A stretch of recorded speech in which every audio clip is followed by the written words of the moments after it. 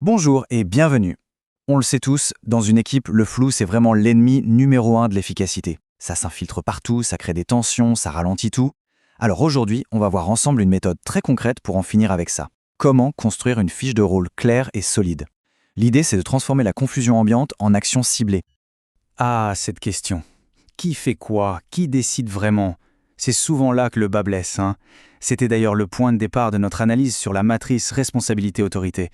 Et quand cette question reste sans réponse claire, eh bien c'est la porte ouverte au blocage et aux frustrations. Justement, aujourd'hui, on passe du diagnostic à la solution.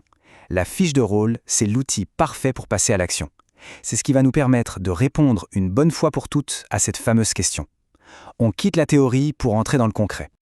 Alors voilà le programme du jour. On va commencer par voir l'objectif global pour bien comprendre où on va.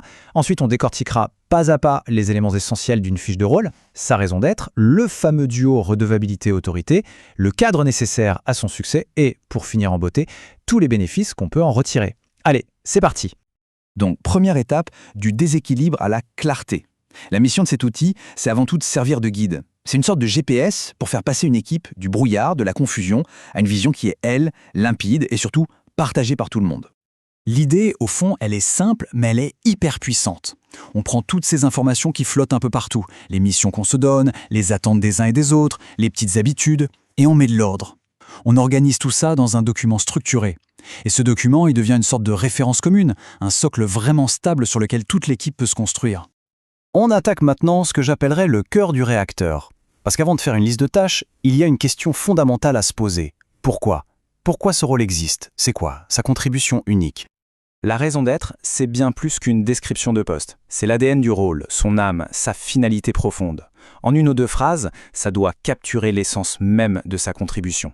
C'est la boussole qui va guider absolument toutes les actions et toutes les décisions liées à ce rôle.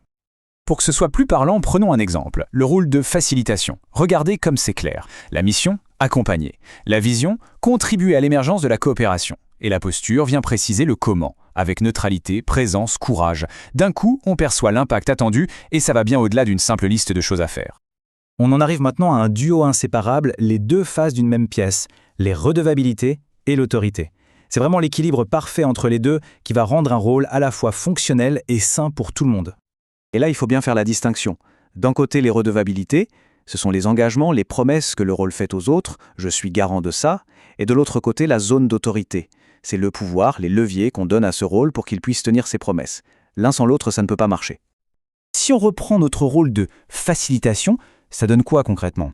Eh bien, il est redevable envers l'équipe, il s'engage à fournir des outils. Envers la direction, il doit proposer une feuille de route. Et chose intéressante, il est même redevable envers lui-même. Il s'engage à se former et à respecter ses limites. C'est un vrai contrat de confiance. Et pour tenir ses engagements, il lui faut de l'autorité. L'autorité, par exemple, de décider comment structurer un atelier, de proposer un nouveau mode de décision, ou encore de mettre le doigt sur un décalage entre les valeurs affichées et les comportements réels. On voit bien ici que l'autorité n'est pas un but en soi, elle est au service des redevabilités. Avoir un rôle bien défini, c'est super. Mais pour qu'il puisse vraiment donner son plein potentiel, il faut lui créer un environnement favorable. C'est un peu comme une plante. Elle a beau être magnifique, si on ne la met pas dans le bon terreau, elle ne s'épanouira pas. C'est ça le cadre du succès. Le point qui est absolument crucial ici, c'est de comprendre que la performance ne dépend pas uniquement de la personne qui tient le rôle. Ça dépend aussi, et beaucoup, du cadre qu'on lui donne. Est-ce qu'il y a le soutien nécessaire? Est-ce que l'accès à l'information est garanti? Et surtout, comment est-ce qu'on saura, tous ensemble, que la mission est une réussite? L'exemple du facilitateur est, encore une fois, très parlant. Pour qu'il réussisse, une des conditions, c'est un soutien clair de la direction.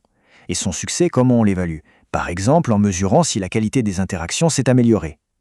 Vous voyez, le lien entre les moyens qu'on donne et les résultats qu'on attend devient limpide. Bon, on a fait tout ce travail de clarification. Mais au final, qu'est-ce qu'on y gagne? On arrive à la meilleure partie, les résultats concrets et positifs pour tout le monde. Et franchement, les bénéfices sont énormes. D'abord, beaucoup moins de tension, forcément, puisque les périmètres sont clairs. Ensuite, plus d'autonomie, parce que les gens ont enfin les moyens de leurs responsabilités. Les décisions deviennent aussi plus rapides, plus agiles, parce qu'on sait qui doit trancher sur quoi. Et le plus beau, c'est que l'engagement grimpe en flèche. Chacun comprend sa place, sa contribution au projet global. C'est un vrai cercle vertueux. D'ailleurs, cette quête de clarté, c'est vraiment au cœur de la démarche de Cunvivo. Leur mission, c'est précisément d'accompagner les organisations vers plus de convivialité. Et ça passe par la création de cadres de travail où la coopération est fluide, où chacun trouve sa place et peut s'épanouir. Si ça vous intéresse, n'hésitez pas à visiter leur site cunvivo.com. Voilà, la méthode est sur la table. Maintenant, la prochaine étape, c'est bien sûr de la mettre en pratique. Et ça m'amène à une dernière question pour la route. En pensant à votre équipe, à vos projets, aux petites frictions du quotidien, quel serait, selon vous, le tout premier rôle qui mériterait ce travail de clarification ? Je vous laisse y réfléchir. Merci de m'avoir suivi et à très bientôt.